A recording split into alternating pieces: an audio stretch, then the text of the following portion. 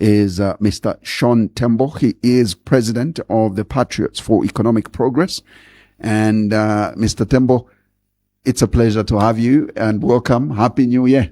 Happy New Year to you, Zach. And of course, a very good morning to all the viewers and listeners out there. Indeed. And talking of the viewers, I am alive to the fact that we are live on BMTV. Now, BMTV is on Top Star Channel 114. And not forgetting they are also on the Facebook page, and that's BMTV Zambia. Like that page, share it if you can, but more importantly, leave us a comment. We'll be grateful to hear from you. So, Mr. Tembo, it's been long, but we are happy that you are here, and Indeed. we're going to have a conversation that we haven't had in a long time. Indeed. How have you been? I've been very well, Zach. Yeah. That's a very general question. Politically? Politically and personally. Personally, I can tell. That you know you're doing well. Thank you. Yeah. Thank you. But politically, that's why you are here. We need to find out. Yes. Yeah. No, politically, we are doing well, Right. despite the few upheavals that we had to go through. Yeah. Ever since the demise of our then Tonse Alliance chairman and 60th Republican president. Right. I think there has been some instability within the opposition for a number of reasons. And for us, we tried our best to try and navigate those instabilities. Right. Until eventually we find ourselves where we are today. You know, as Patriots for Economic Progress, as a party that will basically field candidates in the upcoming general elections, individually, as opposed to, you know, being part of any collaboration that we had previously been part of. Yeah. So, here we are, basically. And I'm glad that you made mention of the alliance, the Tonse Alliance, which widely it's said to be one of your projects. And you were key in the formation of Tonse Alliance. Indeed. Just give us a brief of how Tonse Alliance came to be. Well, Tonse Alliance came to be, of course, I don't want to dwell so much on Tonse. I know. Because I know. You know, as we speak right now, Tonse has a spokesperson, so I don't want to be to be another spokesperson for Tonse. Except your name keeps coming up as one of the orchestrators of Tonse Alliance. Indeed. What was the whole idea? So Tonse came about after the failed Uka project, Right. where President Edgar Chagwalungu was not respected, and he was being undermined and things like that. So we felt that, you know, you can't have an alliance where there's a political heavyweight and other political paperweights, and the paperweights are not giving due recognition and respect to the heavyweight. Right. We felt that was unfair. And so subsequent to that, we decided to form Tonse Alliance. Of course, I drafted the terms of reference, which ended up being the constitution of the Tonse Alliance. Of course, when you look at from the time that the terms of reference were drafted to the time that the constitution was eventually signed by member, you know, political parties, there are a number of areas which had been adjusted, some by consensus, others without my knowledge. But a number of those things which we had put in the terms of reference were well thought out clauses to prevent any unnecessary upheavals, and their removal into the final Tonse Alliance constitution makes me believe that it actually contributed to the upheavals that subsequently came. Yeah. I don't want to dwell into the actual nitty-gritties. That's fine. But that's a general picture. But Pep is no longer in the Tonse Alliance. Yeah. So just tell us why you exited. So, you know, there are basically two primary reasons why we decided to exit. The first one was a lack of respect for the founding documents of the alliance. You know, Zach, when you constitute an alliance, you're bringing together different political parties and telling them that you need to abide by these rules of the alliance, and those rules are contained in the constitution. Right. You understand? Yeah. So the moment that member political parties or member individuals begin to disrespect blatantly the rules that bring them together, Yeah. then it means that there's no togetherness, really. You understand? You can only be together if you abide by the rules and regulations that you've put together and agreed to, signed to. You understand? So there was that blatant disregard for the constitution of the alliance. And I was chairman for discipline. I tried to enforce discipline and make sure all member individuals complied with the constitution, which was in black and white. Yeah. You understand? They started creating non-existent positions, calling themselves by new positions which don't exist in the constitution. You know, when you have a constitution under an alliance, it's not that everything might be suitable to everybody. But if there's any clause of that constitution which people feel is not suitable, then you need to sit together and amend it using laid down procedures. Right. You do not start disobeying the rules which are contained in a written document because you don't like those rules. You understand? That's a recipe for chaos. Right. So there was that, and not just by one individual, not just by two individuals, but by several individuals. You understand? So even you, as myself as disciplinary chairman, it was difficult to really enforce discipline because the level of indiscipline, lack of appetite to comply with the written document was very high, especially after the demise of our chairman, Mr. Edgar Jagwarungu, may his soul rest in peace. So the biggest challenge was that everybody felt, not everybody, but the majority of our colleagues felt they were bigger than the alliance and they did not need to comply with the rules of the alliance, which I felt was not appropriate. So that is number one. Number two, I was not happy with the lack of procedure in doing business of the alliance by some leaders of the alliance. For instance, I'll give you one example without dwelling too much into the details. Right. We had a well-established procedure under Tonse in terms of convening a meeting that you need to give at least 4 clear days notice of a meeting to be constituted. Right. And we also didn't have any provision for virtual meetings. You understand? All our meetings in terms of the constitution are physical meetings. You understand? Yeah. Yes. So now, 1 minute, you are being told, no, there's a new WhatsApp group that has been created, and there's a virtual meeting that will be held under that new WhatsApp group. You understand? And as we are investigating, you are told that, no, actually, the virtual meeting resolved to do ABCD. The virtual meeting resolved to expel PF, to do this, to do that, a number of critical decisions. In my view, you cannot run an organization of that importance in such a casual manner. You understand? You need to run the business of an organization in a respectable and well-established manner, which gives credibility to the organization, both internally and externally, to the people who look at you, who listen to what you have to say. If you are very casual in that way, then it's very difficult to command respect from the people you're trying to get votes from. So I looked at the totality of things and I said, okay, fine. I think I'm tired. Yeah, I'm tired. I can't keep trying to enforce discipline to my colleagues who are leaders in their own right, who don't have appetite for discipline.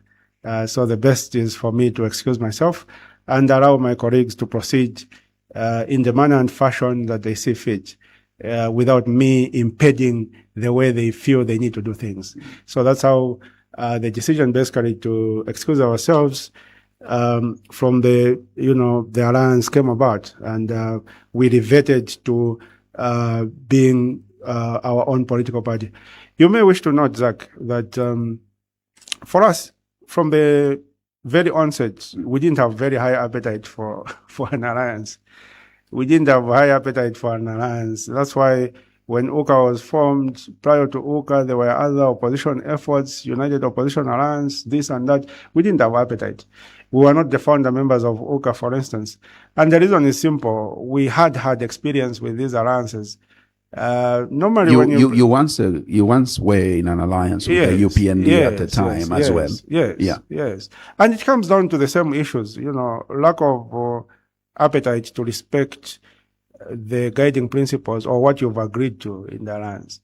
Under UPND, when we were in that opposition alliance, we signed an agreement at Pamosi Hotel, which a memorandum of understanding. Right. I don't know if you remember. Yeah. When I asked Chipimo were around, when a couple of those other guys, when Alukuku, and it laid out how we would participate in the coming election. That each political party would field in candidates under their political party, and then we would choose one presidential candidate. And that we'll have a formula to allocate the seats at parliamentary and local government that each political party will be allocated, and the areas where they will field in candidates. So on the basis of that agreement, we saw to say, this looks attractive because we'll still retain our identity as PEP, while supporting an individual presidential candidate. Right. But when we started going towards elections, that agreement changed, and people started advocating that no, all candidates will be fielded under one political party, the UPND. To us, that meant that we needed to relinquish our identity as PEP. And there was a reason why we formed PEP. There's a reason why we didn't go to join PF or UPND. We really treasure our identity. We really treasure what we stand for. So any political collaboration or alliance which has the overall effect of trying to overshadow who we are, to basically eliminate us from the face of the political landscape of Zambia. That one is not tenable to us. So it's the same problem. That's why we were never part of the founding members of UCA, because we didn't have appetite for it. In fact, I only changed my mind when we had a very long discussion with the 60th Republican president. We had lunch. I had lunch with him at one of the Chinese restaurants within Kablonga here. And we spent quite a lot of time there, I think about 3 to 4 hours, and we chatted about a lot of things. And that he convinced me to say, come to UCA. We put our efforts together. And one of the other things that made me to begin to work with him was because, he reflected on his presidency, and he regretted a number of aspects of his presidency that he did not do right. He acknowledged and regretted what he did wrongly. You understand? And he also came up with how he would make sure that those things were done properly should he have the opportunity to become president of Zambia again. So to me, this is someone who has genuinely reflected on his presidency. Because we opposed the PF, and I opposed ECL when he was president on a number of issues, governance issues, hijacking state institutions, and we spoke about those things openly. And he said, you know what, the trickle-down effect of these kind of things is very bad, and the goodness of doing things in a proper manner is because of ABCD. And to me, it reflected like a renewed person, a renewed ECL. So the ECL that I befriended and became politically associated with was a totally different person to the ECL that was running the affairs of Zambia for 7 years as president. And I said, well, I think we can make some progress with someone with this mindset. Now, when you compare with the majority of our other colleagues within the Patriotic Front, of course, I don't want to mention names, they don't share that approach of ECL, who believed that a renewed opposition force has to be, a majority of new faces and a minority of old faces to add experience, and who believed in changing the way things can be done. You've got people who believe that there was nothing wrong with the way PF did what they did, and that should they come back to power, they will just continue what they were doing.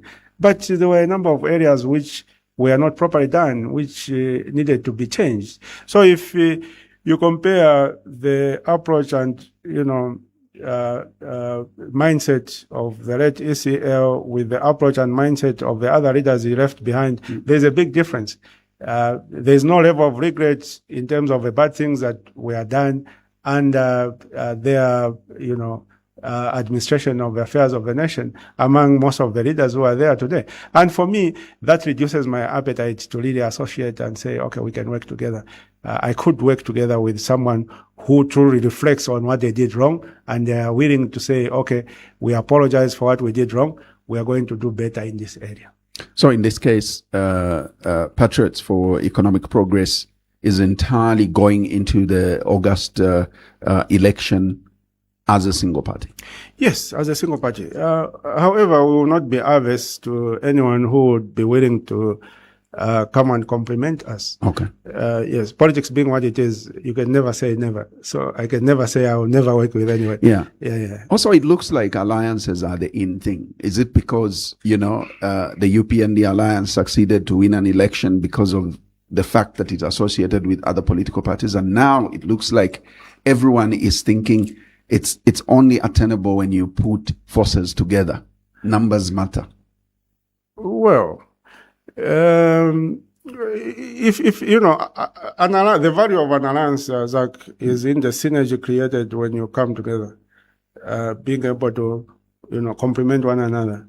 We come into an alliance, that person is strong in terms of grassroots mobilization. Right. They're a crowd puller. Yeah. They're adding value to the movement. That one is good in terms of engaging the media. They are very articulate. They are adding value to the movement. That one is good at dealing with legal issues. When the police come to harass us, he can handle them. He can challenge them. So he's adding value to the movement. So the value of an alliance is really the synergy created by the various people who are coming to join. You understand? Mm. So the question then comes to say, when you form an alliance, who is coming to join you and what are they bringing to the table? Right. The challenge with most of these alliances is that the majority of the people who come to the table just come in name and not value. They're not bringing any value to the table. You understand? Yeah. So you're just counting numbers to say, oh, our alliance now has 12 political parties. But who are those 12 political parties? Who are the individuals in those 12 political parties? What value are they adding to that movement? You'll find that this is new. Yeah. Nothing. You understand? Yeah. So to us, we would not really be interested in an alliance of convenience just because we want to say we are in an alliance with 2 or 3 or 4 or 5 other political parties when those political parties are not really adding value to that so-called alliance. However, if we find a like-minded individual or individuals who we believe are going to add value to this overall movement, we will not be shy or averse to associate with them and to work together. But it's very difficult to find such kind of people in the political arena in Zambia today. Yeah. Yes. I'm made to believe you are a character cut from a different cloth, really, because 2021, PEP did not perform well. Yes. And I think that you trended most of the times as in Tembo zero. And any person having gotten such results, or political party having gotten such results would give up. But here you are still looking forward to participate in the 2026 presidential elections. Yes. What drives you? How are you going to do things different? Yeah. So just to address that issue where the UPND were mocking us to say Tembo zero. Yeah. You may wish to note, Zach, that we performed way better than most other political parties.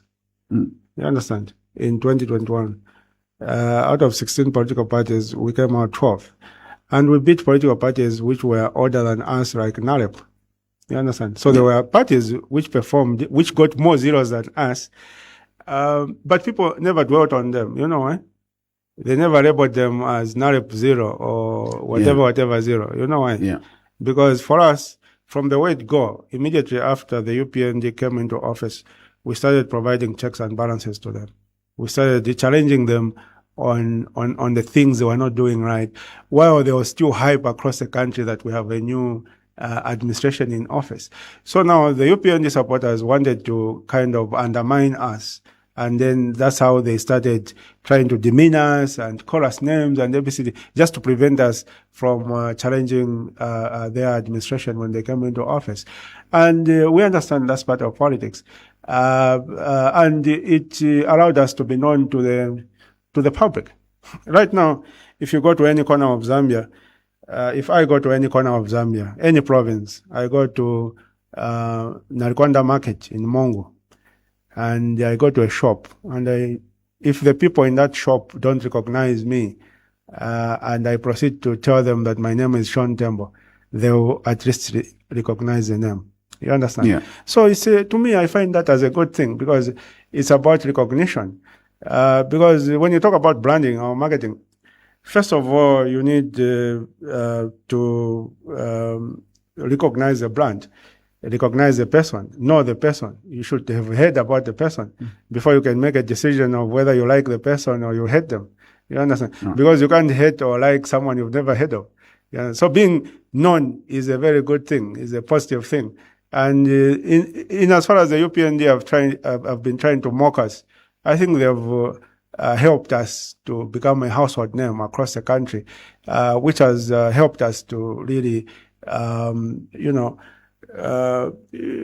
position ourselves in a good way as we vie for the presidency come 13th of August this year. I think they've helped us to be where we are today, and we are happy with that. They thought they were mocking us, but they've helped us to be where we are today. Yeah. You are challenging a ruling party, which generally almost out there, it's visible that they've done well in certain sectors. How do you intend to challenge or indeed convince electorates that, they better go for PEP and Sean Tembo as opposed to Hakainde Hichilema and the UPND? Let's first of all discuss where they feel as UPND, because they always talk about this, that they've done very well in investment in the mining sector. They've done very well in education through free education and, of course, bringing back meal allowances to the universities, and now a school feeding program. And of course, they are boasting of bumper harvesting as far as agriculture is concerned. These are just a few of the sectors that this government has spoken highly of themselves to have achieved. How do you intend to then, convince electorates out there that you would do better than this government? Yeah. So when you talk about the performance of a government, Zach, especially from the economic point of view, right? You need to look at the overall well-being of the masses. Okay, the overall well-being, economic well-being of the masses, and not merely programs which affect small sections of the masses. You get the point? When you talk about, let's say, school feeding program, people are not able to afford basic necessities today. Why? Because there's no employment, and the business environment is so bad. People, whatever business they engage in, it doesn't move. You understand? Muntu atanchika milisi ashoka milisi kuseni. By the time they go home, milisi zamena shoka kuseni zikaripo. He hasn't sold. She hasn't sold. You understand? So you can't then say that since we are feeding your children at school, even if imwasala kunyumba mgona njara, but because we are feeding your children at school, then you are well off. You can't say that. That's an insult, really. You understand? Other interventions, like people talk about CDF. CDF is really, in my view, it's a scam, really, because for us at Patriots for Economic Progress, we understand the budgeting process. Okay, we understand because we produce alternative national budgets, so we understand the budgeting process. So previously, under previous governments, CDF was for petty projects. You understand? Just petty community projects. And all the major activities were funded by different budget lines. If you talk about operations of clinics in an area, those came under Ministry of Health. It had a budget line under Ministry of Health. You talk about the operations of police stations and ABCD, buying police vehicles, it came under Ministry of Home Affairs. It had a different budget line. You understand? You talk about running schools in the constituency, it came from the budget line for Ministry of Education. It had a different and big budget line. So the fact that the New Dawn got budget lines from Ministry of Health, Ministry of Home Affairs, Ministry of Education, and put that budget line into a single budget line under CDF, where CDF is the one now being used to buy ambulances. CDF is the one being used to buy police Land Cruisers and run police stations and this and that.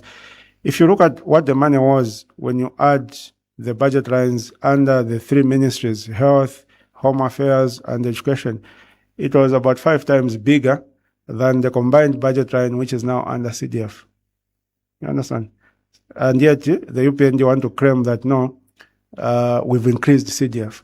Yes, you've increased CDF, but your version of CDF is now covering the budget lines of 3 other ministries.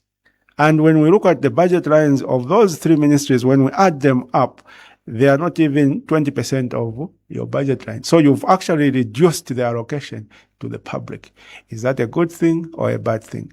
I think it's a bad thing. But the UPND, they've always run their politics on propaganda when they were in opposition. And they brought that mentality of running things using propaganda into government. And they think they can run government on the basis of propaganda by applying cotton wool on the eyes of the people so that people think they are doing well, when in actual sense they are not doing well. But when you just dig a little bit deep, you realize that they haven't done anything really. Most of the things they boast about is nothing really. You understand? So I'm very confident that come 13th of August, the Zambian people are going to excuse the UPND from running the affairs of this country, and that we are going to be one of the key contenders that will be considered as president of this country, for the simple reason that for us, we've been consistent. We did not start opposing government today. We did not start opposing government because UPND is in power, because Mr. Hakainde Hichilema is president. No.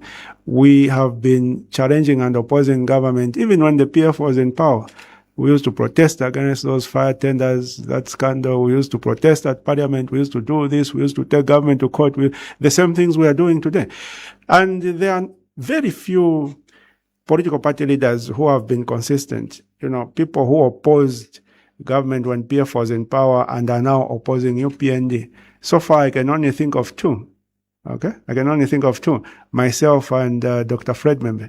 I think we are the only ones in this country who have consistently, objectively opposed the PF and the UPND. Everybody else who is talking now and talking very loud now are people that were eating with the PF, people who were awarding themselves fraudulent contracts under PF.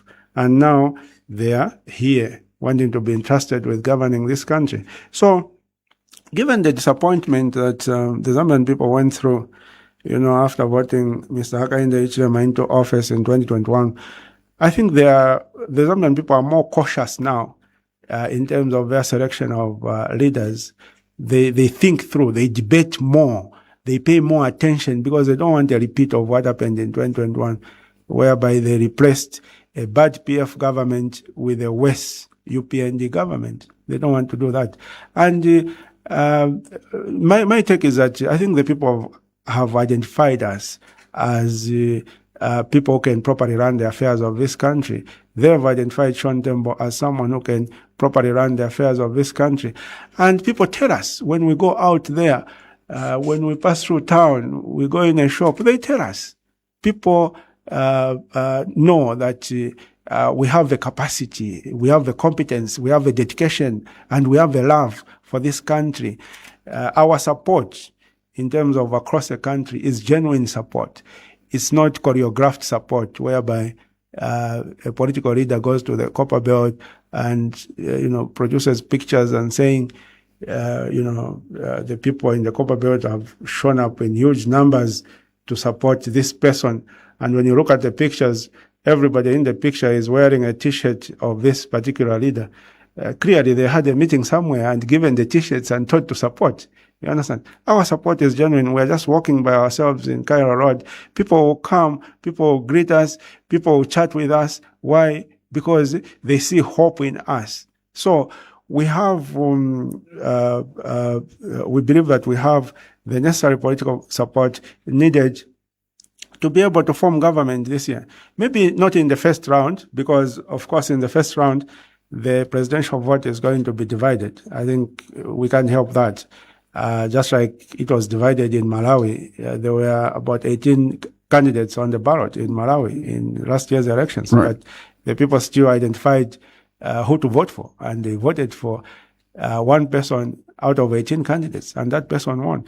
So the fact that the presidential ballot might be flooded, we don't think that it will be a very big hindrance. It will be a hindrance, but not to the extent of preventing us from removing the UPND from office.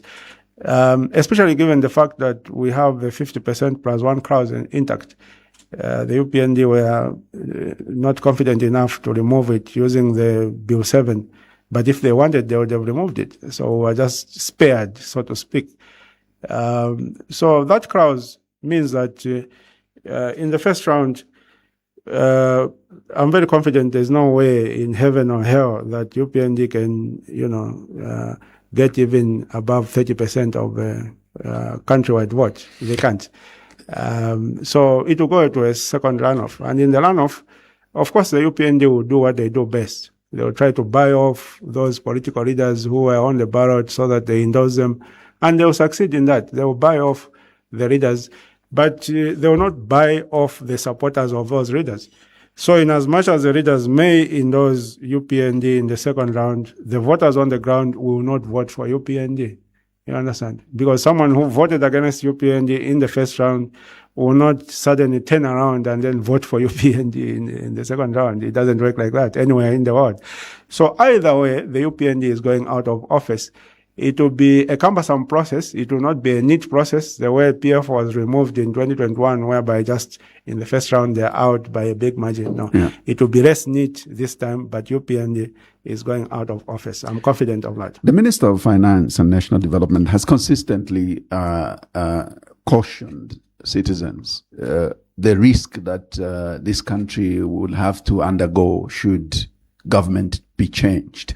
What risk is that? Reason being that he says this government in power has handled the fiscal policy very well, and I think that also they've driven a very good agenda in as far as investment in mining, like I said, and now in energy as well. So he feels that the change of government may really turn things around, and we may go back to the days. That one, Zach, is cheap propaganda.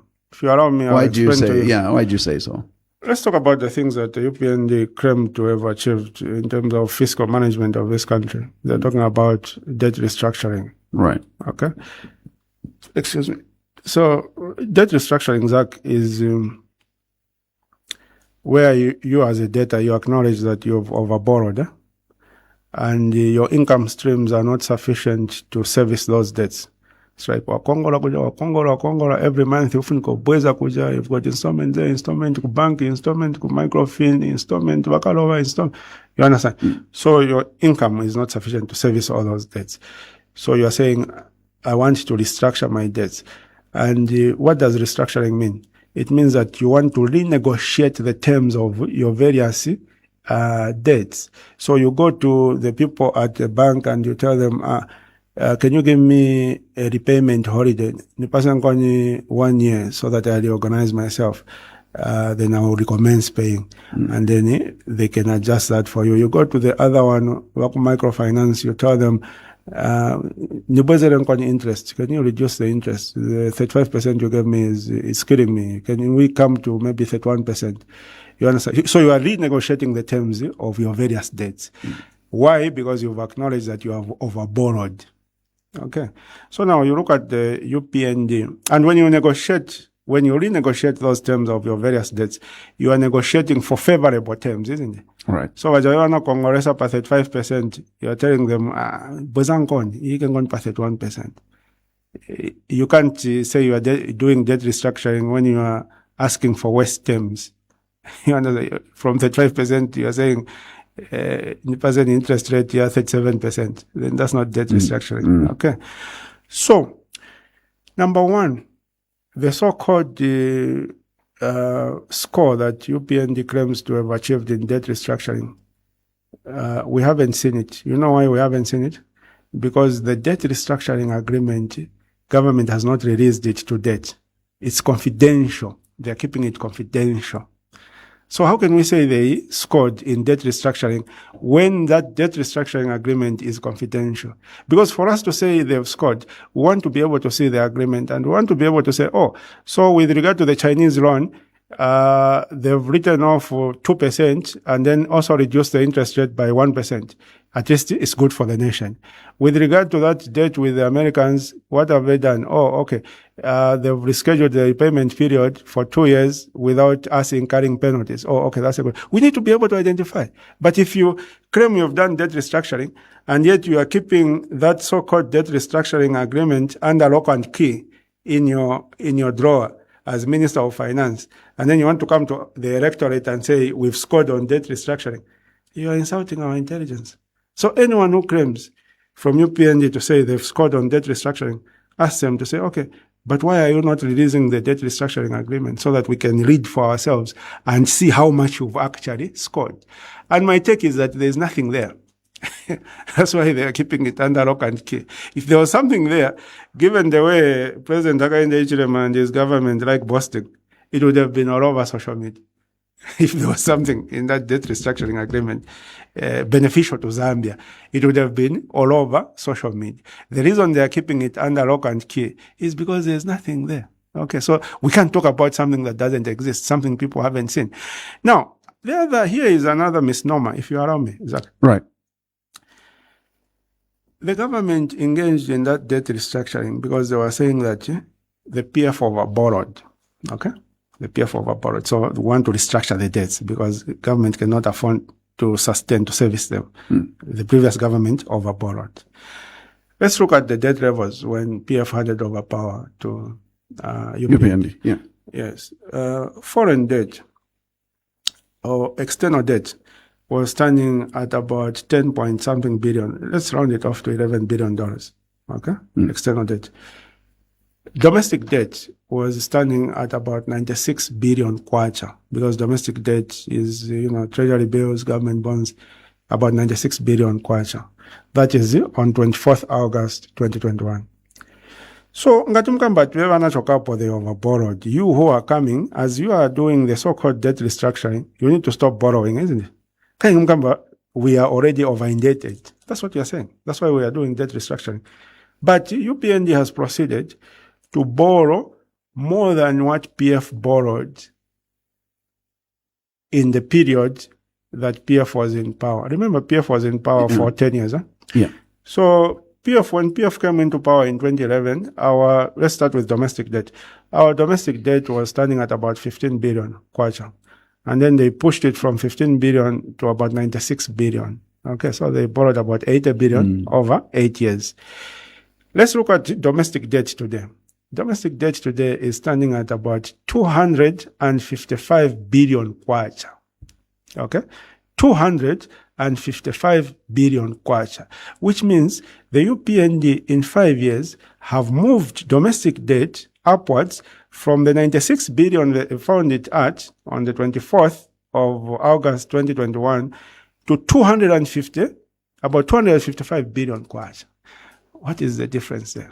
Yeah, you're talking about almost 160 billion in 5 years.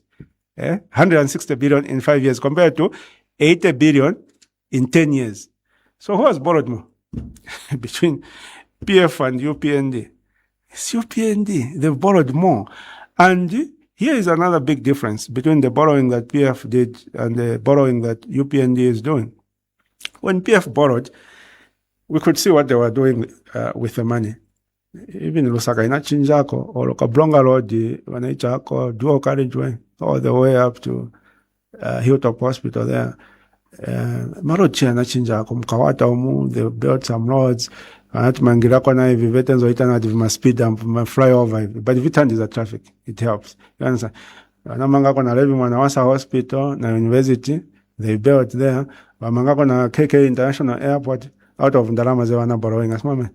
Wamanga is a road, that big road, Yako Western Province, things that we could see. Wamanga na Kazungura Bridge, and so on and so forth. You understand? So there are things that we can point at for the borrowing that the PF did. Now, the question is, what can we point at for the borrowing that UPND has done? The 160 billion in domestic debt that they have borrowed. What can we point at to say, Vashtako Paja? Paribiret. Understand? So, Montarians, UPND will come with a lot of pomp and fear and say, no, we've delivered fiscal shanshan management. We have balanced the economy, shanshan. To a lay person, they may end up believing them. But for anyone who is educated, anyone who is able to pay attention to detail, and you dig a little bit, you find that it is all propaganda. Like I said, UPND is a political party that came into office on the basis of propaganda, and they believe that they can remain in office using propaganda. You understand? There's only a certain extent where propaganda can take you. Maybe propaganda, they were fortunate enough for propaganda to help them get into office. But I don't think propaganda will help them to stay in office. Because when someone is hungry, Zach, ngatumara, mulipe vilimo, mulira no lira mara. Then someone is convincing you and you walk out. Who's a believer? Sunga believe. Because or often of believer, mara mza kumbusa uta Zach ulinanjara, akuna maboza wa. That's the way it is. And that's why we believe they will be out of office come this August, yes. And I think this week there was an announcement by government that, the cabinet has approved the 24-hour economy policy. And there's been quite a lot of reactions.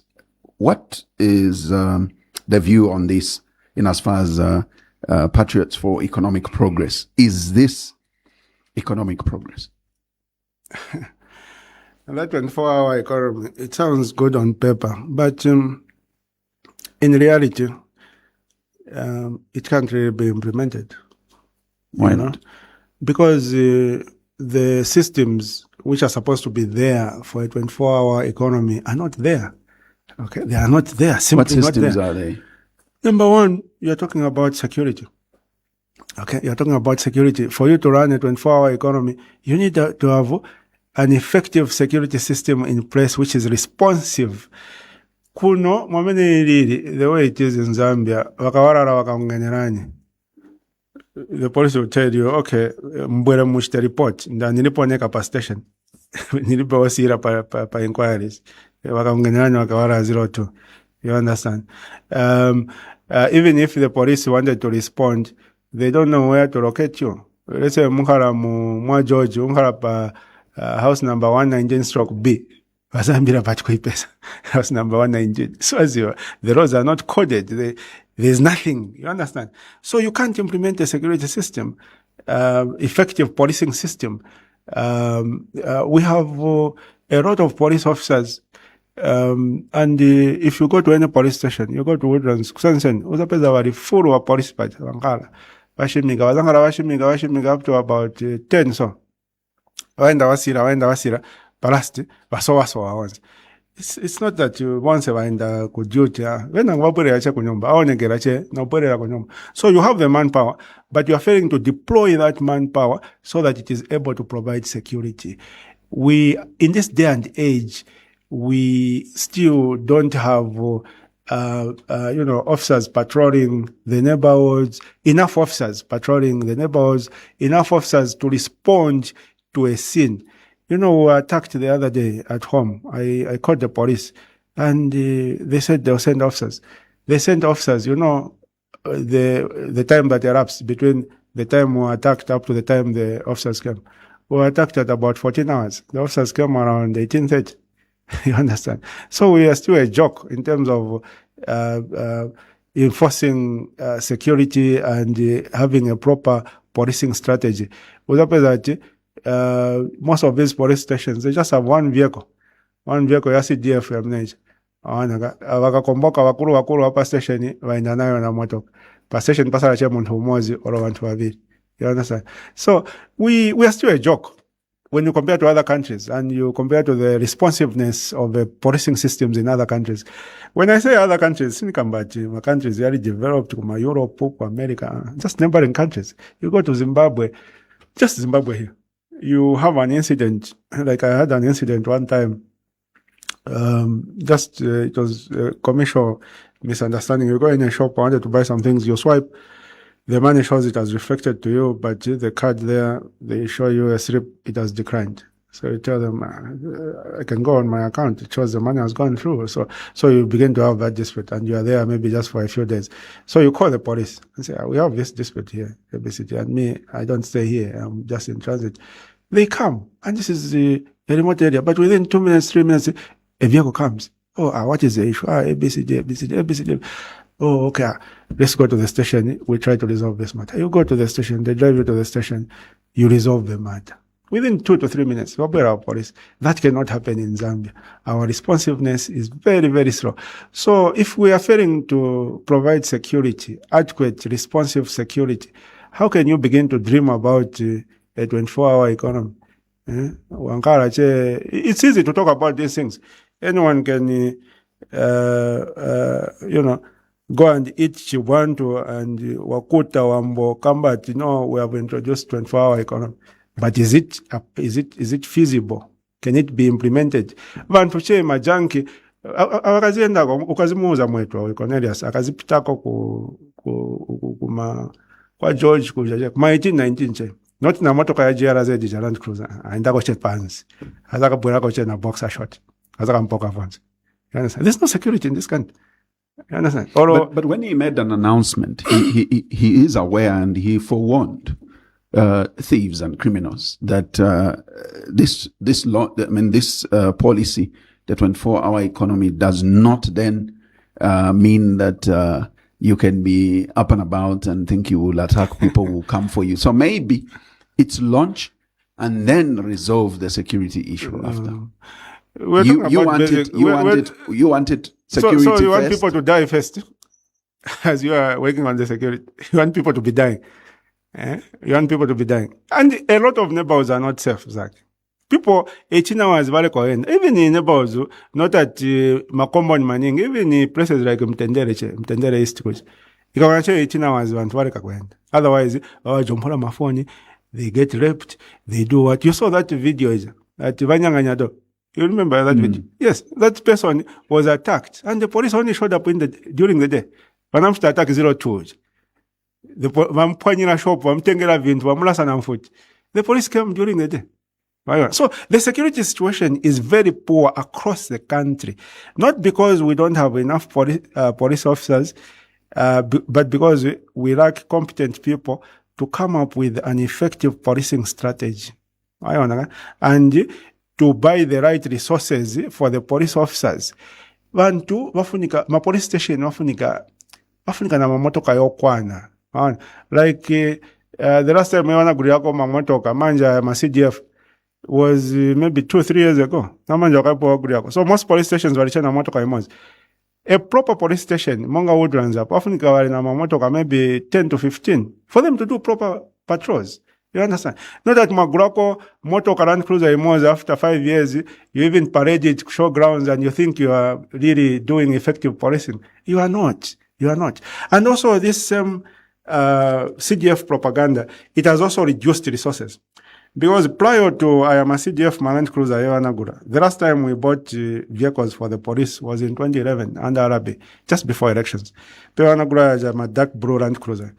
So now, Yajama Land Cruiser, they were more distributed to police stations than Ayayewana Guraya CDF. Why? Because when you buy, instead of buying per station under Ministry of Home Affairs, machinja model, mugura manje per constituency. Because there are some constituencies that have more than one police station. Take, for instance, Kabata itself. Yes, Kawata has got Chirenje, Kawata, and Godfrey Mianda. So, Mkogulache Motoka Imozi under Kawata constituency. It means 3 stations have to share. Even Lusaka Central, you're talking about Lusaka Central Police, you're talking about Woodlands, you're talking about IBEX police stations. So, Mogulache Land Cruiser Imozi under Lusaka Central, and the 3 police stations have to share. So, there is more deficit now than it was previously under the previous model when resources to these police stations were allocated under Ministry of Home Affairs. Because under RB, Piana Bagura, Land Cruiser, Jadak Blue, RB, that time I was still in the police. And Agura, each station. So, under Lusaka Central had a Land Cruiser, Woodlands had a Land Cruiser, IBEX had a Land Cruiser. Why on a difference? So that's why I keep saying that CDF, UPND, it's a propaganda. It's a scam. It's not something that is beneficial to the people. The previous model was better. If they wanted to increase the allocation, they should have increased the allocation. But in terms of coverage, sembe wanaisunga cha CDF nyama petty projects yam community. Ayena ngumanga ma police station under Ministry of Home Affairs yankara sochap. Ma school yankara under Ministry of Education sochap. Ma hospital na ma clinic yankara under Ministry of Health sochap. Not that machosa ma budget kuma ministries ya tatu. You take that budget to the CDF budget and you claim you've increased CDF. It doesn't make sense. Are you abolishing this CDF post elections? Should you become president of this country? What we intend to do, if you look at our manifesto, Zach, is that we want to change CDF from CDF, which is Constituency Development Fund, to WDF, which will be Ward Development Fund. Okay? And that means we'll be making allocations not per constituency, but per ward.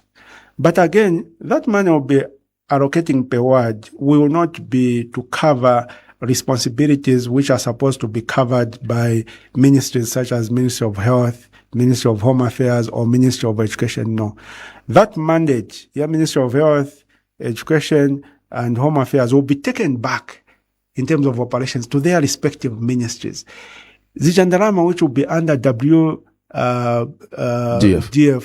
will be for petty projects in the community, the way CDF was initially designed on. And that is in recognition of the fact that kumankara ma needs yam community, which the ministry at central government may not be responsive enough to respond to. So you want people in that community to deal with it, to make issues within their community. I'll give you a few examples. You can talk about issues like drainage, because if you're going to implement a drainage system, it needs to be properly implemented by the Ministry of Works and Supply. Because drainage is kupanga che panu, makumba mwaikamo na concrete, ukusimza na manzi kwa minea enda, simza kwa minea choka. That's not drainage. That's wasting resources. A proper drainage system needs to be integrated so that my engineers, my civil engineers, they study the slope, they study the way the water is going. Wakamba, no, dig there, it should be this deep. Dig there, it should be this deep. Manza ya zaenda umuna zaenda ongena mkamana kaji. That's a proper drainage system. And that cannot be done at ward level or constituency level. It has to be done at central government level. So there are some petty projects which the community may want to implement. That is where WDF would be applicable under my administration. So I will replace CDF with WDF so that we de-escalate it to ward level. And then it will be managed not by the area member of parliament. No, it will be managed by the local authority, because the councillors sit in the council, isn't it? Where at the local authority, isn't it?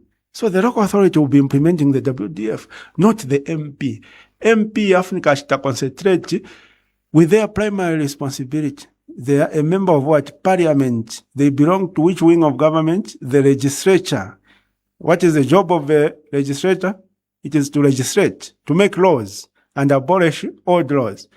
The moment mwavi mixinga vantu vevafunika cha concentrate in parliament mambo vatenga manje vacha inspect ma drainage kucha implement ma petty projects, they fail to concentrate on their primary job. So that's why you find that the quality of laws that come out of parliament in the past couple of years has been very poor. Why? Not only because of the poor caliber of the MPs we have, but also these are people who waste too much time doing peripheral issues instead of their primary job of making laws. If an MP is not in parliament making laws, they should be sitting in a seminar somewhere, being taught what the qualities of a good law are. You understand? So that they can use that skill when they go back to parliament. So an MP should be rotating between attending a seminar on how to make good laws and being in parliament making good laws. That's the job of an MP. You can tell by the, you know how you can measure that we've been making very poor quality laws, Zach?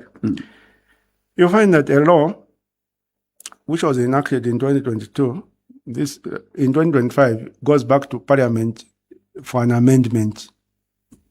About half of the acts that are passed by parliament in the past 5 years have been amendments. If you have done a good job, you make a law, it's supposed to stand the test of time. Mapanga la mulo pa. Even yankala la mulo zona yankala maybe 30, 40 years until circumstances and the way we do things changes. Then you can go back to it at let's either amend this law or let's repair it and replace it with another law. Simungapange law lero, you enact a new law as parliament, and then a year later you are going back to parliament to enact an amendment to that law. It means when they go absent-minded payments of panga law, you are not paying attention, you did not look at the nitty-gritties. You understand? Eh? And bad laws have got a very adverse impact on the overall national development. And also they bring about an injustice. Because if it is a civil law, well and good. If it is a criminal law, it means that between nature implement the bad law, and when you go back to parliament to amend it, because of that bad law, isn't it? How do you correct that? So governance, Zach, is more than singing slogans in Kanyama there when you are opening a CDF school. It's more than that. Governance is about thinking through how best the nation can be managed, having competent people to run the affairs of a nation whom you appoint, not because they are your friends or business associates, but because they are capable of doing the job. Good governance is about being honest to the people you are governing. Kuwauza vantu vantu imwemverani vintu pamenta fika pano vili so na so na so. So apa chaka chino nzashitako apa na paja. Chaka chama nzashitako paja na paja. Wawauza vantu you are honest to people, which is something that President Hakainde Hichilema has failed to do. He believes in propaganda. He believes in lying to the electorate. He believes that people are dumb and they can't read through what he is doing and not doing. He thinks he can tell people to say, we've increased the CDF, crap for us, and they crap. And that no one will ask them to say, but is in the lama increase CDF, mnacho budget line, Ministry of Health, Ministry of Education, Ministry of Home Affairs. Ndiye zamema peleka. Ero ma budget line I am going to increase CDF, they were totaling more than 5 times is zamema peleka. So what you've done is reduce the allocation to the people and not increase the allocation to the people. He thinks no one will challenge them. And when you try to challenge them, nishiwazaku konga police every day wazangara panumba pako kwanya mageti na magrinda kujua madoa yako nyumba kwako, the way they've been coming to my house in the past 4.5 years. You understand? So their strategy of governance is propaganda mixed with intimidation. They will do propaganda, and then if there are 1 or 2 people who can identify their propaganda and point it out, they try to intimidate that person, either using their cadres or using their other cadres in uniform, the ones they call the Zambia police. They will send those to intimidate you.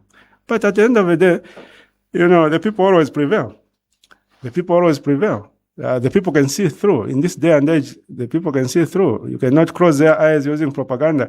When you look at the majority of countries, Zach, if you allow me to deviate a bit, when you look at the majority of countries which are ruled by an iron fist and where propaganda is the bread, the tea and bread of every day, they have a background of that.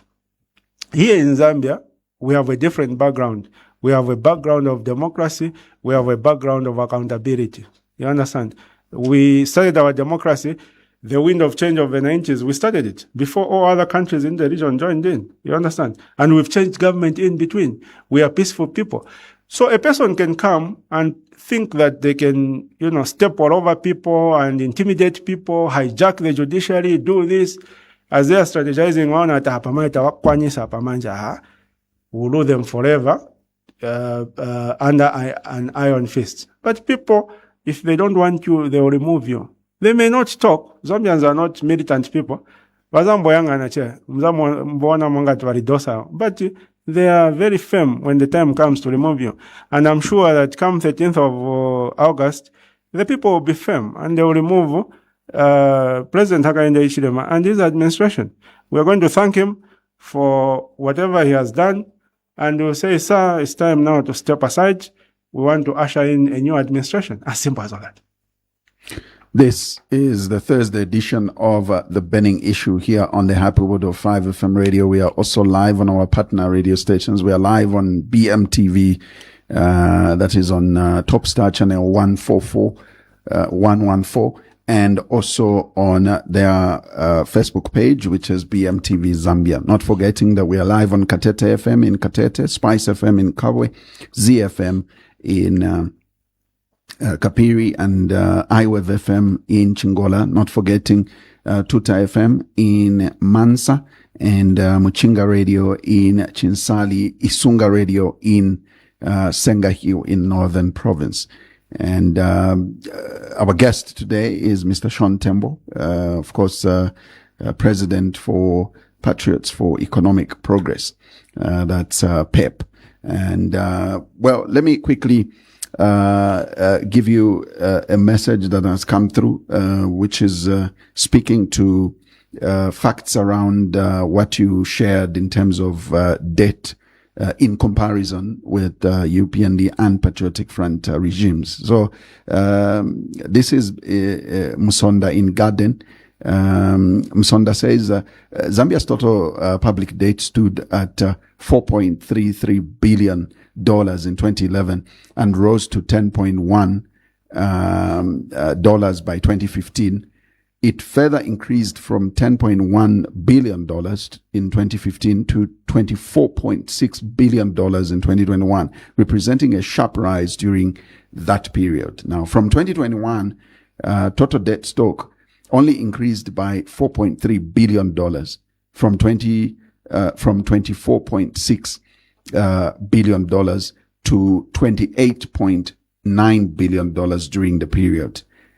Between 2011 and 2015, Zambia's debt grew by $5.77 billion, while between 2015 and 2021, it increased by $14.5 billion. Finally, of the $4.3 billion contracted since 2021 to debt, $1.7 billion was obtained from IMF at zero interest, with a 5-year grace period and a 10-year repayment period. The rest were sources from institutions such as the World Bank and the African Development Bank, as well as other lenders offering concessional interest rates of about 2.6%. Mr. Tembo is lying on debt.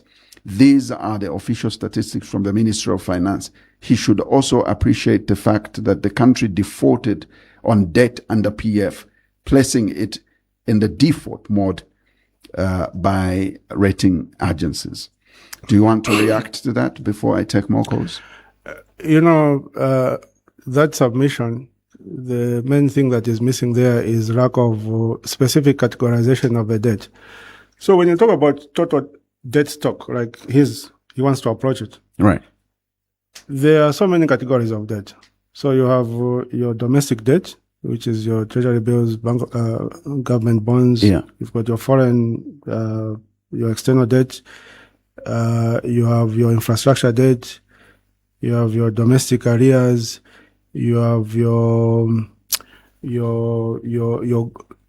government guarantees of foreign loans. So the approach of looking at it from a total debt stock position is very misleading. It would be helpful if his submission was actually with regard to specific components of debt. If you want, we can talk about domestic debt. has domestic debt risen from 96 billion to 255 billion? Yes or no? You understand? And that is easy because we can simply go to the Bank of Zambia website and Google Zambia's current domestic debt, and it will show you. And then we can also Google Zambia's domestic debt in 2021. It will show you, and then you compare. You understand? But the moment you put everything together and then you start presenting those fancy figures, it becomes difficult to really verify, because some of those debt types, like when you look at infrastructure debt, the way infrastructure debt was classified under PF is different with the way infrastructure debt is classified under the UPND. So it becomes difficult to compare like with like. You understand? But we can look at specific types of debt. We can look at external debt. We can look at domestic debt. We can look at domestic arrears. For instance, when you talk about domestic arrears, which is also a form of debt, domestic arrears is essentially the money that government owes the various suppliers of goods and services. So if a supplier supplies bins to Chongwe Boarding Secondary School and government hasn't paid him, that is under domestic arrears. And when you look at domestic arrears, when UPND took over government in 2021 on the 24th of August, President Hakainde Hichilema, as part of his commitments, said that he will eliminate domestic debt. And he gave very good reasons why he was going to eliminate, not domestic debt, sorry, but domestic arrears. He said that, domestic arrears, you can't have government owing small companies in the economy, because that provides cash flow challenges to these small entities who supply to government. So domestic arrears will be eliminated. And the time he was saying that, you know how much domestic arrears were? About 18 billion kwacha. Fast forward to today, you know how much domestic arrears are now? Slightly above 100 billion kwacha. They've increased by more than 600%. Okay. So, tell that gentleman, let's talk about specific types of debt, because these are figures. If you check the official 2026 budget, the Minister of Finance reports on those figures. So it's there in the preamble before the budget. Those figures are there. So they are figures we can verify. But when he approaches it in terms of total debt stock, it's neither here nor there. So we can talk about specific components of debt, and we can have a conversation from there. Right. Yeah. Let me take a few other messages before I take phone calls. On our Facebook page, we have Mwila P. Katati. Mwila says, indeed, Sean Tembo was shortchanged after ECL passed on. ECL wanted to bring everyone on board and treat them fairly. The Patriotic Front should have kept this guy. He has his own strengths that the PF could have benefited from. He further goes on to say the next government needs such minds. The only opposition party that has been giving alternative national budgets to almost all governments since their formation. Keep it up, SET. Otherwise, you can make a very good finance minister. I'd rather be president. I almost came to that, but I almost ask you, which one do you prefer in this case? Ben J. Lungu says, very calm and articulate. Ngoma Salim says, good morning. Ever since, okay, so this is addressed to 5FM. I think it's a technical issue that one is seeking, but let me quickly go to this one, which says the UPND government, they bought 156 ambulances, which I think you are from talking about, 156 police vehicles. They paid school fees and exam fees for all school-going children in the country, etc. So he believes that they've done much more. But I think you have explained around what your thoughts are on ambulances and, of course, police vehicles.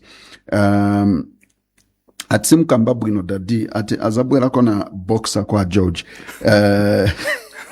That's obviously, I read it in the sense that obviously it's for a light moment. But Fabian Tembo says, you are just underrated for nothing. Otherwise, sincere variable. What would you want to react on these messages? Maybe one more is perfect articulations, President Sean Tembo. This one is from Alex Chikankatila. Yeah. Well, generally, I think, people would be misled by the ruling party because they've got the machinery, they've got the resources, they can send people to several, TV stations, several radio stations, and peddle a certain narrative. You understand? But when we have the opportunity to provide clarity to the people, and we clarify to the people, apa wasakunameni kuti ili so sindia mwamene vili ili so CDF government has actually reduced the allocation to the people. Amino wakamba debt restructuring, there's nothing they've done, they claim to have done. Why? Because they are keeping the debt restructuring agreement under lock and key. Ngati wanashita achieve anything beneficial for the nation, why are they hiding the debt restructuring agreement? Let them release it so that we can read it, and then we can have a debate around that. So, like I said at the beginning, our friends in the UPND are a government which came into office using propaganda, and they hope to remain in office using propaganda. When you look at the PF and what they did wrongly, the PF did a number of things wrongly, but the UPND, when they were in opposition, they were able to inflate those wrong things by times 10 to create a really, really bad picture. You understand? So they were very effective in terms of their propaganda. And as a result of that, they managed to win the election overwhelmingly. You understand? But their mistake, in my view, is to think that they can continue to govern the country on the basis of propaganda, on the basis of lying to the people. And they lie very often. For instance, the issue of paying farmers, there was a time before I raised the issue and started calling President Hakainde Hichilema. The narrative from all the media houses, UPND aligned media houses and ABCD was that everyone has been paid. All the farmers have been paid. That was their narrative. That was around October of last year. And then we began to contact individual farmers. And then the one who really messed up their plot, I guess, was the Eastern Province Minister, Peter Piri, when he was asked by Mkaika Member of Parliament, Meresiana Piri, in Katete, to say, and in front of the farmers, to say, and then the minister says, we are looking for money, but they will be paid. So that changed the narrative. Because Cornelius, every time Cornelius gets on air, he was always saying, no, but not for Akudara. So that admission now, it opened a can of worms. That was sometime in October of last year. And then from there now, we cornered Cornelius, Honorable Cornelius Mwito. He said, but the minister of Western Wagamba do Akaribo Fora, Imomgamba Vanafora, which is which? No, Venang Vanafora, but Venang Wakaribo Fora, but Gnosa Jabe 5%. You want to sure. 5%. Are you sure? The majority of the people haven't been paid. And then 1 minute talking about, but Ndarama Boma released the money. And the money is with the banks. So the banks are the ones with the problem. They are the ones not paying the people, not Boma. Boma in actually released Ndarama. That was it. Position Yavena Cornelius. Then manje, I decided to contact the chief executive for Bankers Association of Zambia, which is an umbrella body of all the commercial banks in Zambia. Mr. Mwanza, Leonard Mwanza. So Mwanza now funza that, Mwanza, mabanki yano, what kind of selfishness is this? Boma yashita release Ndarama, yama farmers, imwe mwasunga mabanki Ndarama, you want to be earning interest at the expense of the farmers. Why are you doing this? Where is your business ethics? So now we come corner Mwanza. Then Mwanza says, no, Mr. Tembo, there's no money that any of our members has from government, which is pending distribution. We distribute money, we follow a process called T+1, meaning the day of the transaction plus 1 day, the money is limited. So it can't take more than 2 days by any of our members. So I asked Mr. Mwanza, Mulishu Mwanza at work. So I wrote to Cornelius, kukwe mkamba ati mabanki mnao pasa Ndarama so ashitale miti wakana. So which is which? ndimwe mna maboza or ni mabanka wana maboza. So now I was caught in his own lie. You get the point. Then I said, okay, we'll get clarity from the president himself. That's how I started calling President Daka in the HM. I called him, and one day he called back. And then there was that assurance, man, that no, was our repeat by 10th of what? February. Yes. Let me quickly take phone calls. Good morning. Hello, good morning. Hello, good morning, Mr. Zach. Good morning. Thank you for calling. Please share your name and where you're calling us from. Okay, my name is Andrew, and I'm calling you from within Osaka. Yes, Andrew. President Sean Tembo. Good morning, sir. Good morning, sir. How are you? I feel at the So first of all, other people, they call you at Sean Zero, Mr. Zero. I call you the numbers man because you are such a smart, brilliant man. Keep it up, Mr. Tembo. You are sharp. So those who may not understand the numbers, they will call you Mr. Zero, but otherwise, you are such an asset. And you are a great numbers man. Yeah, so I've been following the way you're articulating issues, and I agree with you on a lot of things. Because you have touched on my 24-hour economy measure and what to propose. Yes, we need to first put in place the fundamentals. I think it's not just the issue of making a pronouncement. Okay, just making a pronouncement, to appease the voters out here, say no 24-hour economy. But I think you need to have all those fundamentals in place. Mr. Tembo, you have been very consistent. I think I've been following your discourse. I think your politics for some time now. I think you are the only opposition. I think leader. Both when the PF was in power, you are consistent. You objectively criticize the PF government, and you've continued doing that. Even now, presenting that alternative budget, for example, which is very commendable. Because, politics is not just kukamba.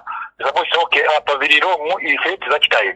that is mature politics. That we call politics of decency. And I think you have been very consistent in that area. Quick comment. Bali yana chitaba mundu birei. Uku Tonse oku ija PF wapisha banda bankara meeting wapisha PF mutonse baipisha. Then izumane na zake waenda kumbuyo ku atenga bene mundu bile kumbuyo ku no muchika install because the direction ni itana direction sina kare election muntu waeminena na ba pasta dan pole waika bati election ija kuri ni I call it the scandal is a sham. Put in my personal opinion. Kudija chintu chakwanza kwa tiba isio ene wake wanapanga Tonse na mwezi moja pamoja, and the dream of Edgar Lungu, may so rest in peace, was for the opposition to unite, to work together. Okay, he brought people with a brilliant mind. You yourself, he saw something in you. He brought you close. But imagine within Tonse, lamba mingalato. Palasi mumachoka because of mingalato. Futi wacha mingalato ku wachosa ku wapisha anka pati PF wapisha ku mutonsi wapisha anka pati na doktora kumbuyo ku wachitapo isto la mondovere ineja mwi wanapo gwanyi ushinzero minzero zapwi ushinzero zokonda charo echi orana ngonzero zapamara meti kapena maraja mwena nguseziva kuti what is the agenda. Why would you want to destabilize the organization, a group that means well, mufune destabilize. Nimingarato zabwanji Tembo. You are a very honest man, and I want you to respond to this with an honesty heart, Ziko Matembo. Thank you.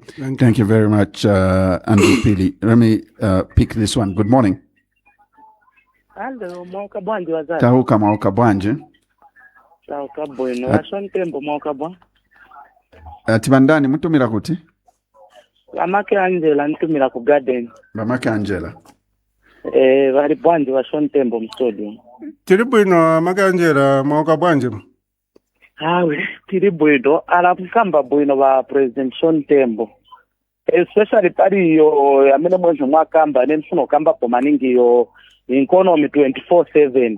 Mukayangana security even though mukapita mu Lusaka kambiri ma street light yenze kusebenza kudala under previous government vinazima mwaona te manje mpanga ti 24/7 economy nishapo mfakisa life life y'abantu pa list mwayiona te i government yatu washoni Tembo mwamene mwakambira kwa ati pa 13 August ifunika ipomuleko kamba kakwe bati vamene vichitika muri governance wakanga leadership ni kukanga kuti simunga lete 24/7 economy minu wawalo hapa manje business niyo kosa washoni Tembo mwani mwakambira mukabwera so wana ma businesses muzuba muntu asegura shop sagurisa manje usiku ndiye panaza gurisa ine mukoona kwanga nigwirizana naye mwamene mwakambira aba bantu bokangiwa bafunika pa 13 August wapumuleko tuoneko bena ngo bazatitungulula ero chintu chanina ngutamene ni pempa kwa president Shon Tembo ni unity gwirizanani mwe ma opposition please tapapata ala talema nayo masoya pieces kudya kwatu kwa ma compound niko vutikirira bantu manshito mwamene anasirira kamba load shedding na manje bakangwa kubabweza because na beze ma companies wakaribo balance so yo economy 24/7 niyo na ni 0 out of 0 aba bantu walibeka be manifesto tools I think ndio kamba kwa kwanga la president Shon Tembo zikomo Kwambi Amai Angela one quick message before you respond. Good morning, Zach. The UPND shouldn't boast about the so-called school feeding program. The whole thing is chaotic and a nightmare to school managers across the country. They are simply subjecting learners to malnutrition by providing yellow maize and beans on a daily basis. This is Ariel Piri from Matero. Thank you very much, Ariel. Do you want to comment quickly? Yes. Please. Thank you. Thank you so much, Zach. I'll start with the first gentleman, I think, who wanted us to just comment on the what is transpiring in the Tonse Alliance with the current leadership which is there. Zach, the bottom line is that for us as Patriots for Economic Progress, we excused ourselves from the Tonse Alliance. And we are cognizant of the fact that there are a lot of Zambians who have questions related to the Tonse Alliance, what transpired there and the current crop of leadership there. But individually, I'm very constrained to keep commenting on the Tonse Alliance for the simple reason that as the Tonse Alliance exists today, they have their own structure. They have a spokesperson. So I'm trying to avoid a situation whereby I would end up appearing like I'm still the spokesperson of the Tonse Alliance. Those colleagues who are in Tonse are my brothers and sisters, and it's not in my nature to really say anything bad individually about any of those colleagues. Whether it's Brian Mondovire or Chris Zumani or Dan Pule, they are my colleagues. We interact. We just had a fundamental difference in terms of how things should be done. So in terms of the nitty-gritties of where Tonse is today and why they made the decision to install Brian Mondovire using the approach they took, and why they made the decision to expel the Patriotic Front from the alliance, I think I'll leave that to the current spokesperson of the Tonse Alliance. Except you are more of an independent individual who, much as you were a part of the formation of Tonse. Indeed. You are not in there, but you are now an independent person, but who still has facts around certain things which I would want you to probably comment on in as far as acting capacity when ECL left Zambia for South Africa. What was the status? I think this is what was more controversial. What is it that was left in place in as far as acting is concerned? Acting chairperson, away from the fact that maybe you would want to comment the fact that Honorable Given Lubinda was also vice president and obviously acting president in the absence of ECL. Well, from my understanding of the Tonse Alliance constitution at the time, right? In terms of the governance structure, we had the chairperson of the chairman of the Alliance, who was ACL. Yeah. And then we had the vice chairman, who was Professor Dan Pole. Right. Yes. And in the absence of chairman, the vice would act as chairman. That's the way it worked.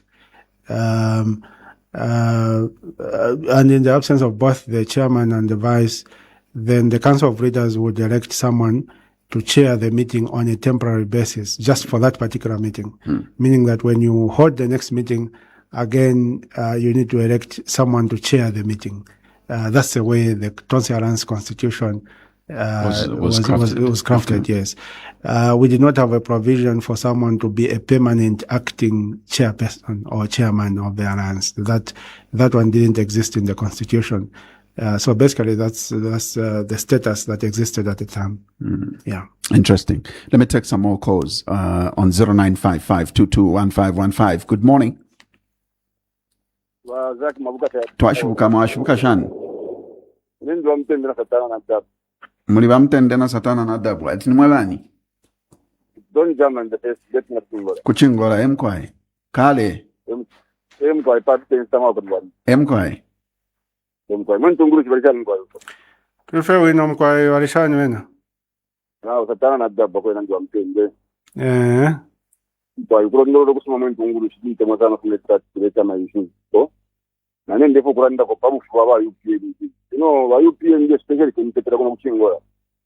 Bali batekereza no rubayishi twaturayo ko batuntetera batukeresha nchito murando wako toko twari bombera kwa dangerous kateresha nchito different job batukusada boko batna para pere twari kwa ilo twakuyo kwa telefungira kuni ako basa tutaka kuchirongo mo mamona toromba nshishi ba UPND time bari sama kabari to kwa twakora je nchita ngalamba wanjine panonde ndashibu nanga ndabombisha na makayo ina ndio mukumu ichunguro kuradi lepe kuti mbakete pote apole waradika atandi kwa tokora le nchita kuisa kuni security team mwanjini charo cha Zambia mwanjini ndetina because there is no way ngafunya kwa top base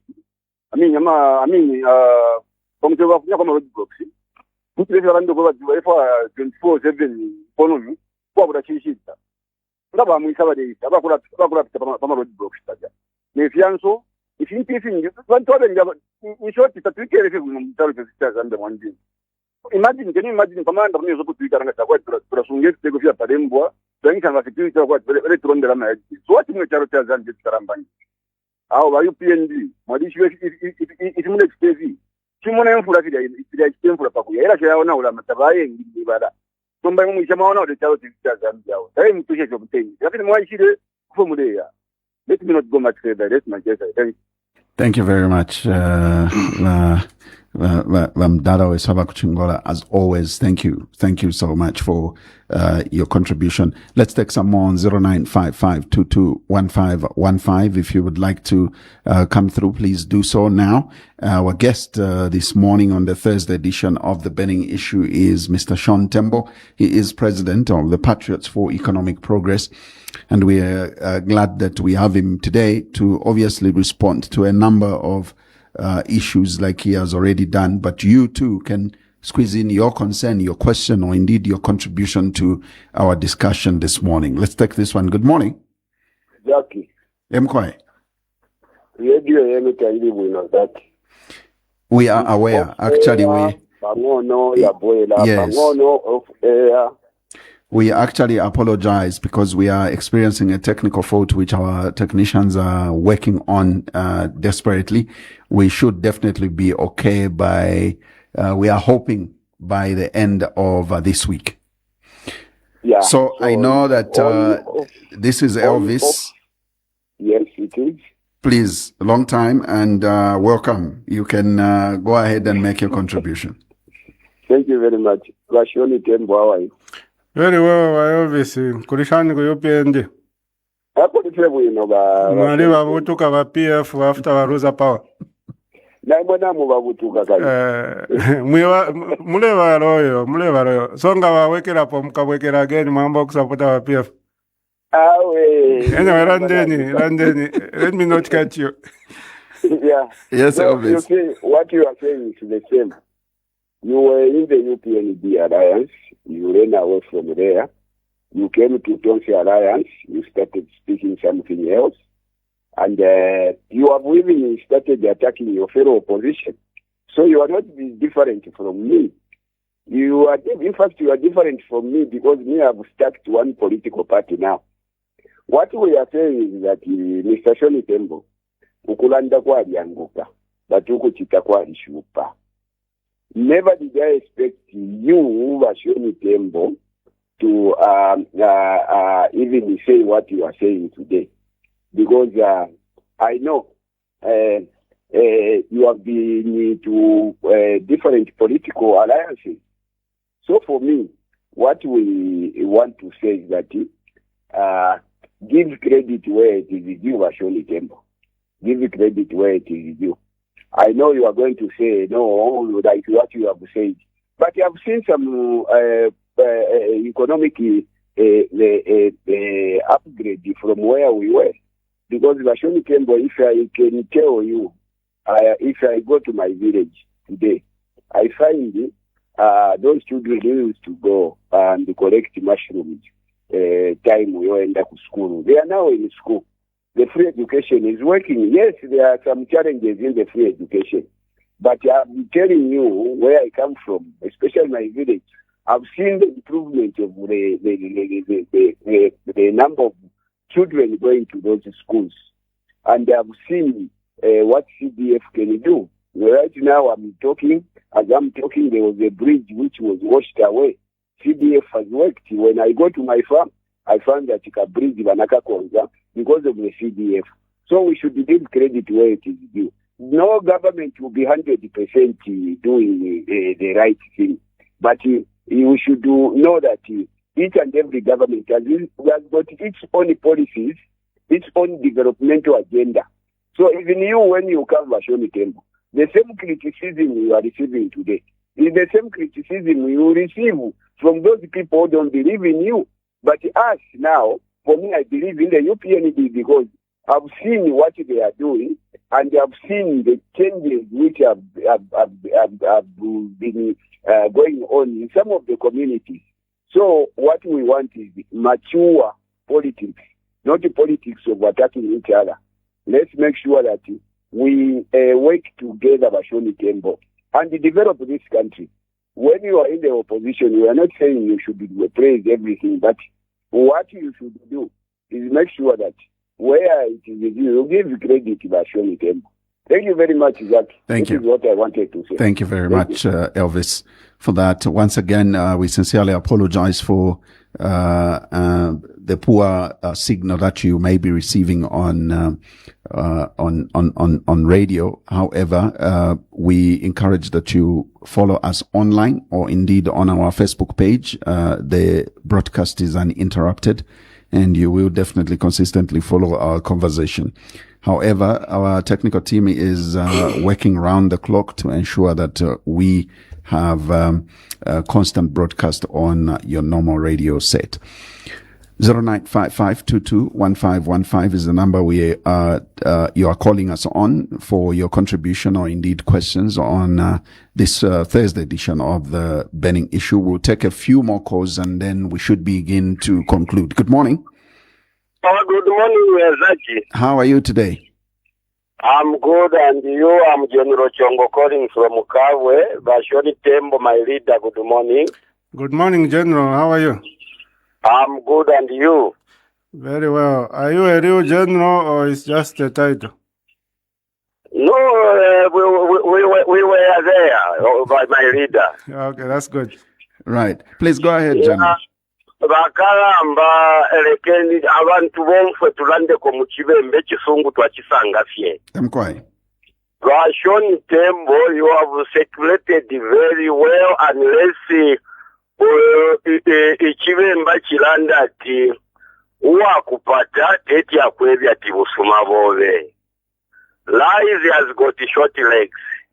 So if you twachula muli government close to 4 years, alafia kupapa wa Shoni Tembo, because you are speaking very well. Titula kalamba tufuire free education. Iyo abana barionaika ukulia binzi iya peswa. elio awavana nga bakomboka kusukuru balesanga ensala kumayanda kumyesu ifwe fwe bavotere bahakainde ichilema. That is an insult where they are seeing a song of free education while they have failed to reduce millennium 50 kwacha where there is a bumper harvest. It's very disappointing. Bahakainde ichilemba use the propaganda to govern this nation, saying Zambian will be eating 3 meals a day. Are we eating 3 meals a day? We were in load shedding close to 4 years. Nga Dubai system yali kwi nalero fertilizer batira ti 250. Bafama bapokere ndalama shabo mu 9 months. In a history of Zambia tafya chitikapo ero twabalera ndati am a farmer nkisala mpira bwangu. So why is no? So what can advise Washoni Tembo?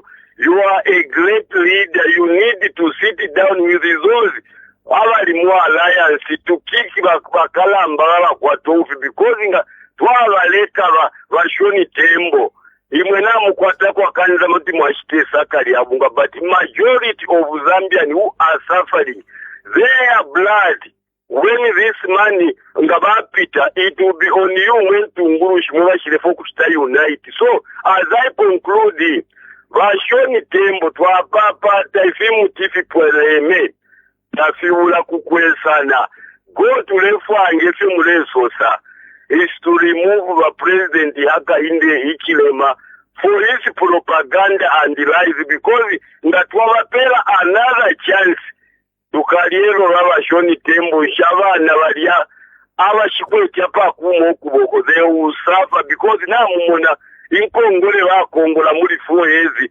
n'inkongole bakongole ba PF muri 10 years bale ingira memi kwibiri inshibayisa mukumbera bena Zambia. So Washoni Tembo, as I conclude, you need to sacrifice, you need to unite and find a solution to choose only one leader at a go. By God, the Safio Peru Tungushi, rather than that in my father's house, there are many mansions. Thank you. General Chongo. I think we'll take General Chongo as our last caller. Then I will ask you to quickly react to those phone calls that we've received. Indeed. Thank you, Zach. Yeah. So essentially, I think the narrative is the same. You know, people are disappointed with the performance of our brothers and sisters in the ruling UPND party. And they created such high expectations when they were in opposition that everyone was looking forward to the way they would govern the country. They condemned a lot of things, you know, the overreach of the police. They condemned a lot of things, corruption. They condemned several other things. And then only to come into office and do exactly what they condemned, you know. So, in fact, I'm happy to note that despite the disappointment of the UPND government, the people still have the energy to remove them from office. The people are still fired up to remove them, you know, because one of my biggest worries was that given the disappointment of this UPND government, people may end up giving up on, you know, democracy and just say, you know, kuvota, it would be just a waste of time. They're all the same. But I'm happy to note that people have realized to say, no, what is the problem is not our democracy. What is the problem is just this particular bunch of leaders that we have who are selfish and they believe they can run the affairs of the country using propaganda, you know. And, you know, the majority of the people have made a resolute on removing the UPND from office and ushering in a new government so that we can turn a page as a country. And just to amplify on one of the issues raised by General Chongo, the issue of high prices of milk. You know, we had a bumper harvest the previous season, and we are likely to have a bumper harvest this season as well. But that is not reflecting in the prices of mealie meal, because prices of mealie meal for a 25 kg bag is still around 300 kwacha, which is on the high side. Okay, people can't afford it. Now, when you look at the price at which maize is bought from farmers, you find that last year maize was bought at 340 kwacha per 50 kg bag of maize. And still, when you look at the price of fertilizer, you find that most of the farmers were making a loss. So you have a catch-22 kind of situation between the farmer who produces the maize and the consumers who consume the maize. The consumers cannot afford the current prices of mealie meal, and yet the farmer is also making a loss. So the problem there is very clear. It is an issue of the price of fertilizer. And for us, we have always emphasized on that issue. Our fertilizer prices are very, very high, times high. I'll give you a small example, Zach.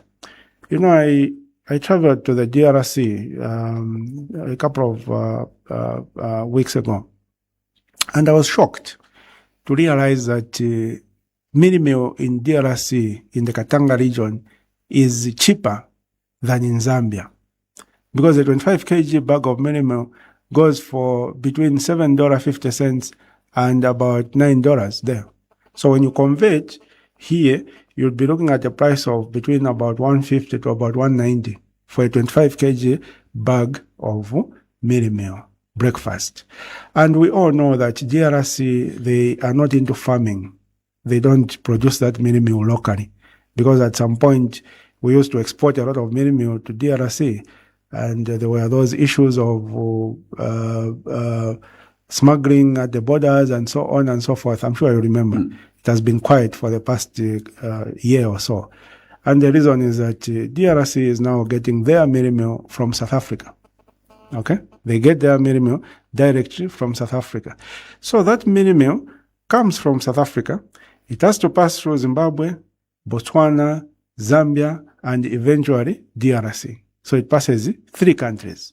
And yet, it is significantly cheaper than our mealie meal, which we produce ourselves, which we don't have to transport this whole way.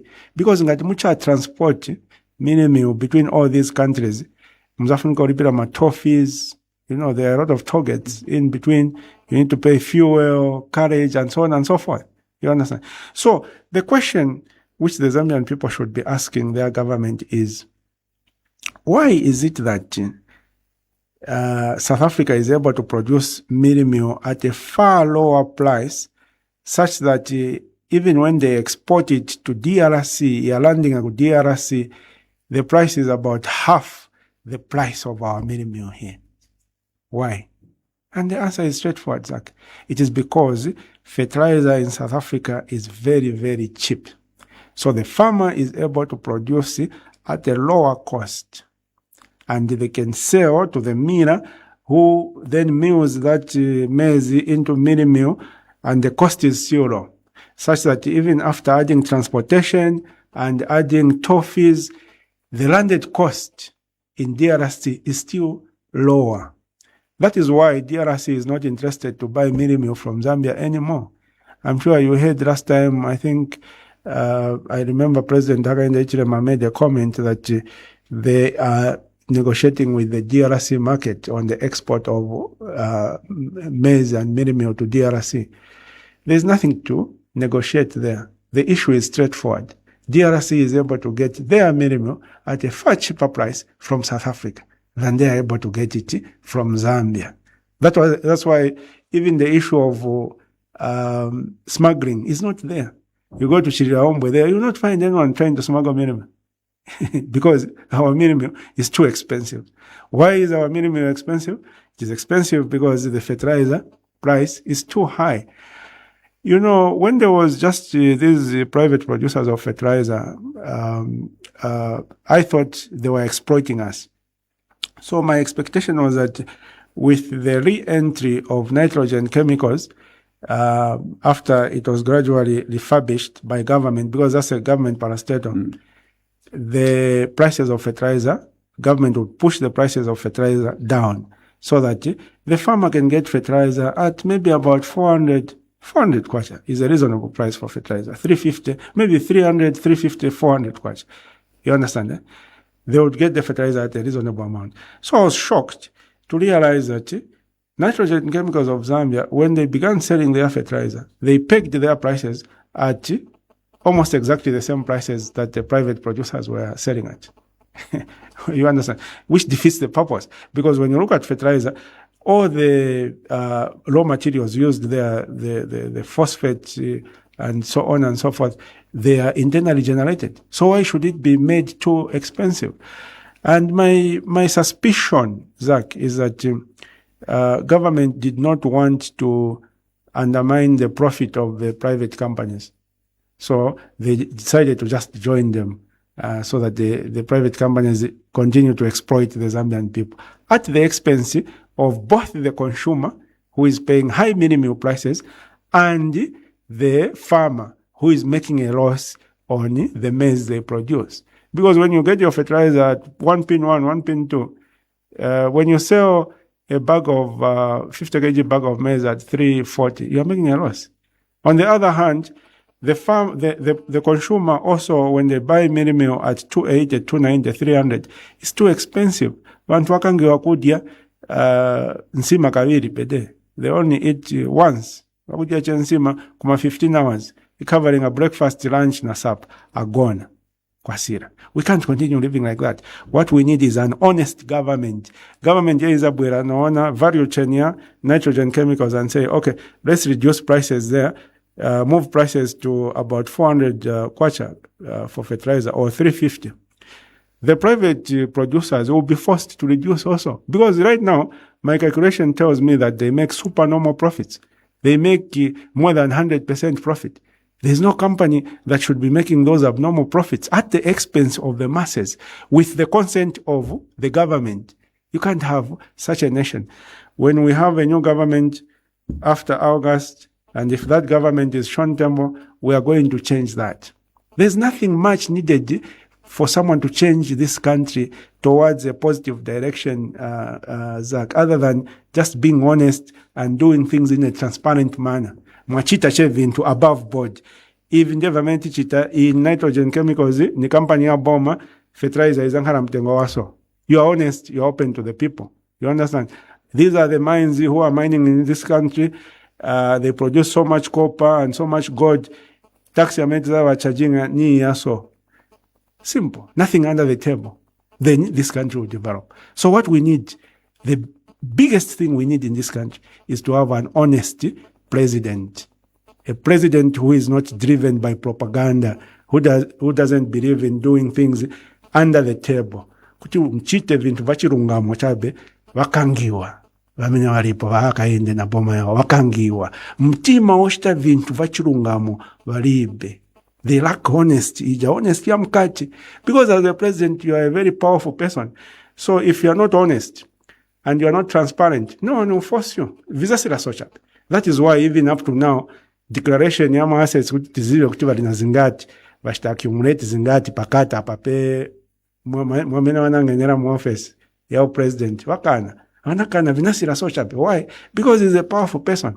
So when you have a person leading the country at that high level, and this person is not an honest person, this person is not a transparent person, this person believes in running the affairs of the nation using propaganda, then you are doomed to fail as a nation. We have a choice. We can make that choice. We can elect Sean Tembo as president of the Republic of Zambia this August.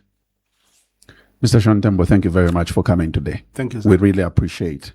And that was our guest today, Mr. Sean Tembo, president of Patriots for Economic Progress. And we sure hope that you have been well informed as well. And